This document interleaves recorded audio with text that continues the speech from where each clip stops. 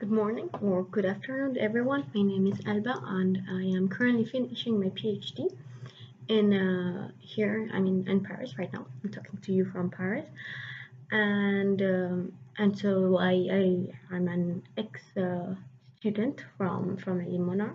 I finished in 2010, and I spent like all my childhood in Limonar because I started working studying there since I was 2 or 3. So yeah, it's kind of my home. So how did I get? So I guess you want to know how did I get here? Why did I do what I did, and what I am currently doing, and what kind of advice that I can give you about how to choose the right career path. I am just going to talk to you about my own experience and what I have seen regarding to during these years and what I've seen from my colleagues and everything. But of course, it's just my opinion. It's not the way to go. So as I said, I am doing a PhD. I'm doing research. So basically, I work in a lab with pipettes and everything. And I am finishing my PhD here in France. It's a 3-year PhD.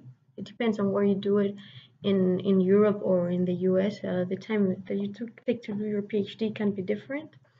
And the idea is that once I finish my PhD, classically, you should continue doing research and become a university professor. However, it's not exactly that. I don't expect to do this afterwards, but just for you to keep in mind that if you ever want to have a PhD, doesn't mean that it's necessarily to become a university professor. It is mandatory if you want to become a university professor, but it's not the only way to go when you have a PhD. So when I finished Limona, I went to the Politécnica de Valencia to do a graduate program in biotechnology, and I took like it was 4 years over there. And then when I finished, but we have to do a master because now everyone has to do a master. So I came here to Paris to do a master in biomedical engineering. It was an international master in English because I spoke absolutely no French at the time.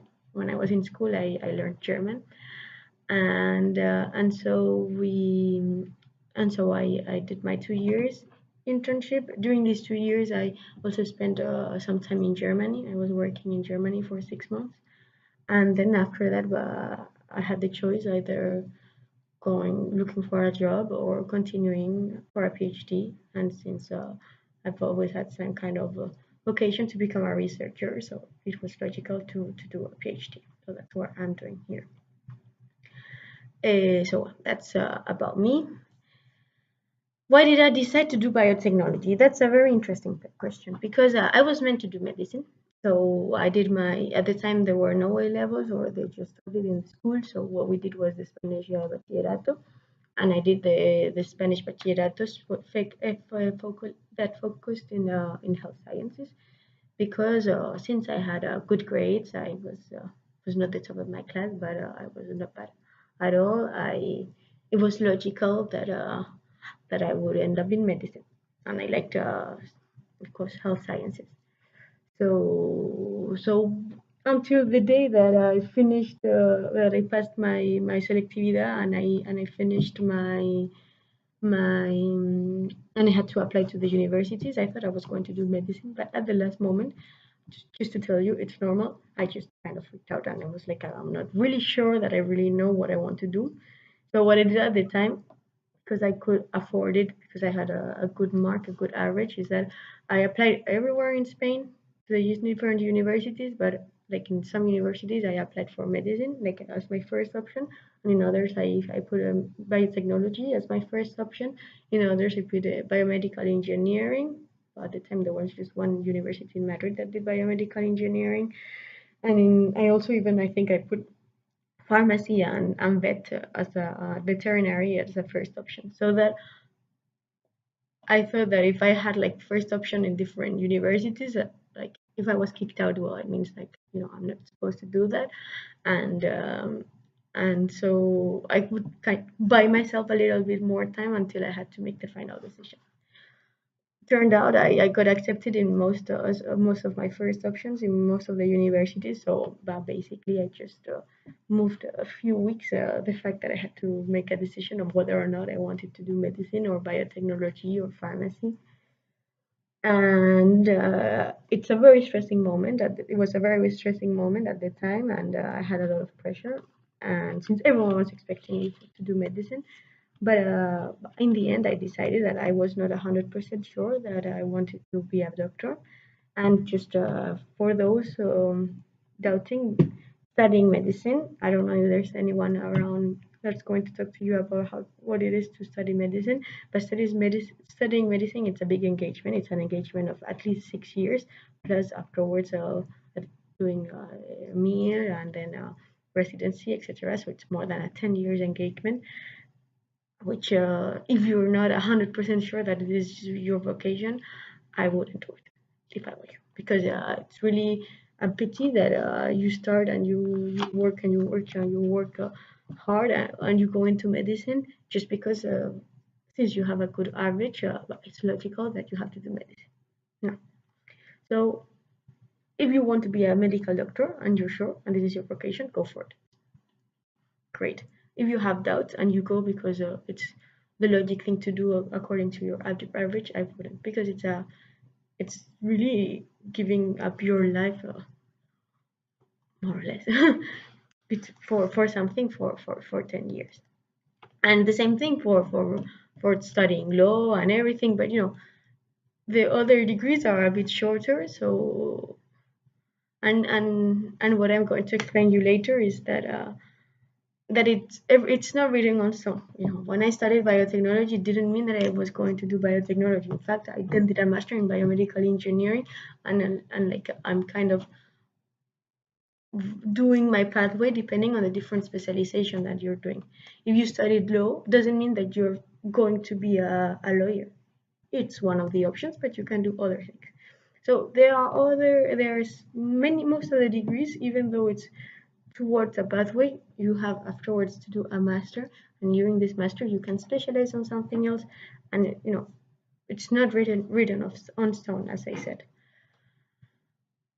So yeah, so as I don't know, I lost my thought of my train of thought, but basically what I wanted you to make sure is that it's normal to panic at this moment if you don't know what to do. It can happen that because for example, when I finished biotechnology, I had to choose a master, and again, I was lost. I didn't know what to do. There are some people who are super clear about what they want, and I really admire these kind of people. But there's a certain, I would say a majority, but there are kind of a certain amount of people that are not like that, and we make choices. I'm between them. We make choices as we go, and kind of follow our instinct, and it's kind of normal. We're not going to be lost. Um, I don't know what else to say. But I don't I don't know what else to say. I think I've said pretty much everything. Ah yes, I wanted to say something else. I really think that you should consider yourself privileged. You are probably bilingual, trilingual, quadrilingual, some of you, and this is really an important asset. It's something that at first we don't really value. At least when I finished school at Limonar, I didn't really value it at the beginning, especially because I went into a public Spanish university, and the moment that anyone heard me speaking English, they kind of looked weird, like, oh, you're trying to think you're better than us, and you have a good accent and everything. I used to have a better accent than right now after so many years in a non English speaking environment. I've kind of lost my accent. But yeah, so they're trying to kind of mock you, and you don't need to feel like ashamed of it. The opposite, you should kind of take advantage of the fact that you speak several languages, and really try to give it value, and when you later after your degree, you will have to go through job interviews and everything. It's important to put this as one of your most important assets because we don't realize, but in fact, it's something that it's really, really, really well valued. And that's it. So I don't know what else to say. I hope it's been useful. My word. I just spent 10 minutes talking to you about my life.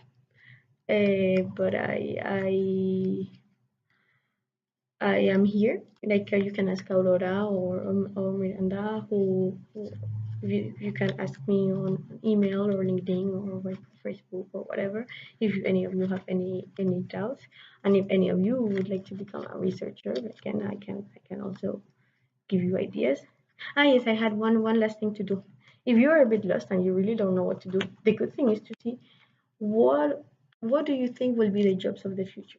Because, for example, when I was at your place, I would have never imagined that big data and IT in general, coding was going to be the future.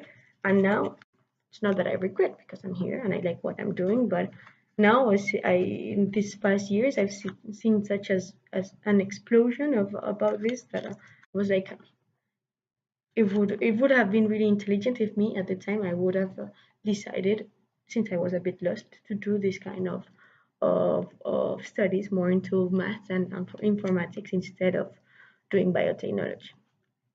But anyway, the most important thing is the motivation and to follow what you really like.